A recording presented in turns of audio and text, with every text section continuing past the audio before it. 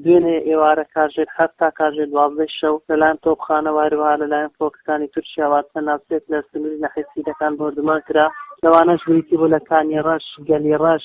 یابەن وایروها ئاودەکتیژی و خواکوڕ ئەمان شلو بردومانە زیاتر بارەگاکان و هەروەها سەردارانی پسکە بوون ئەو ناوچانێکەوە بردومان کراوە هەروەها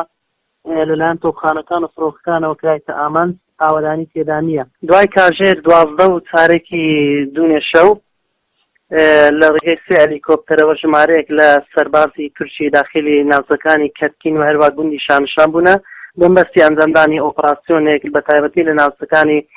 گەلی ڕەش و چیابەن بەمبەستی لێدانی بنکەوبارەکانی چەکدارانی پەسکە لەم ناوچانەدا و بە نزیکەی 6 کیلۆمەتر ئەمانە داخلی سنووری هەرێمی کوردستان بوونە لە نەحیسیدەکان و تاکو ئێستاش کە قسە بۆ ئەوەی خۆشەویستەکەم لەم شوێنەدا ماونەتەوە و جێگرن و خەڵک هەستی بە دمی زۆڵان دەکەن و لەم شوێنەدا ئەبینرێت سپاس بخۆ نەبوونێتە مەترسکە و ناوچانێک کە ئەوان هاتوونێت تێدانە و ئێستا حالیان لێن ئەم شوێنانە ئاوەدانی تێدا نییە بەڵام دوورە ئاوەدانین و ئەمانە کەونە زمینی ئەو 115 گوندێکەوە بەهۆی بوونی چەکدارانی پەکە لەم ناوچانە نەتوانراوە تاکو ئێستا ئاوەدان بکرێنەوە کە بەهۆی ئەوەی کە پەکەکە ڕێگرە لەم شوێنانە خەڵک بگەڕێتەوە سەر شوێنەکانی خۆیان و ئاوەدان بکرێنەوە